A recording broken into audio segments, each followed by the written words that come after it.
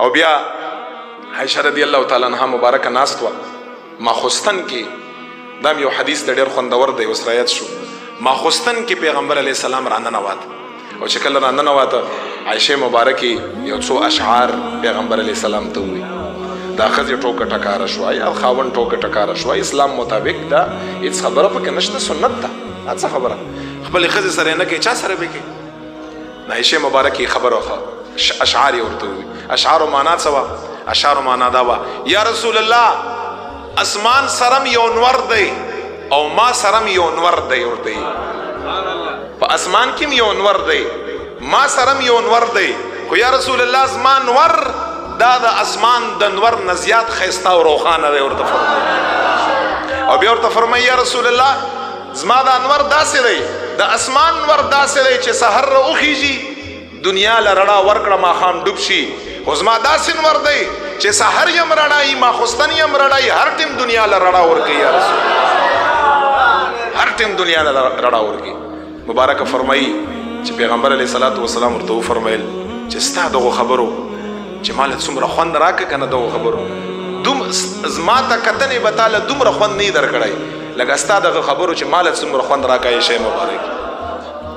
بیا ورته عایشه مبارکه فرمایي چې قربان یو شاعر تیر دی ابو کبیر غزلی په عربو کې ډېر کلک شاعر و چې یا رسول الله هغه که نن ژوندی وی که نه هغه څه اشعار ویلي دي خپل جانان یې یاد کړی دی چې زما جانان مخ د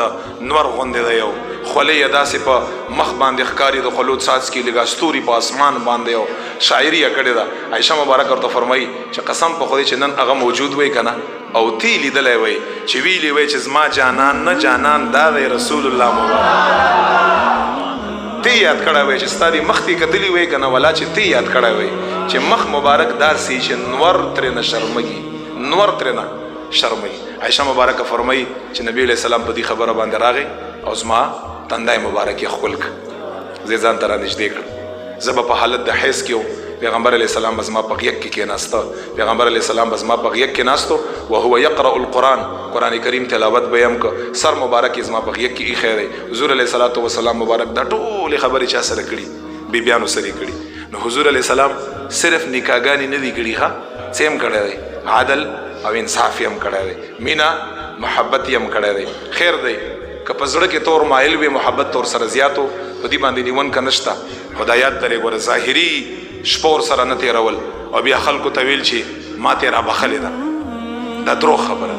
زنانه هېڅکله خپل خاوند شپه چاته نه بخي خو څه وکړي ته چې نو له ورځې نو خامخا به وایي ته چې خواستونه ورته کوي چې خیر دی او خیر دی او دا والا او خیر دی او هغه والا او خیر دی دې له اعتبار نشته دا انسان هم قیامت په ورځ باندې مجرم دی پوره یو ورځ او یو شپه به یو سره تېرې پوره یو ورځ او یو شپه به بل سره تېرې او پوره نان نفقه خرچه هر څه به ولور کړي کوم خلک چې دا کار نه کا دا ظالمان دي دا زیاتی کوونکي دي دا د حضور علیه السلام فرمایي زما امت نه دي قیامت په ورځ باندې به یو سیډ مکمل مفلوج بی دا خبره یاد لري نو دی وجه نه زنانو سره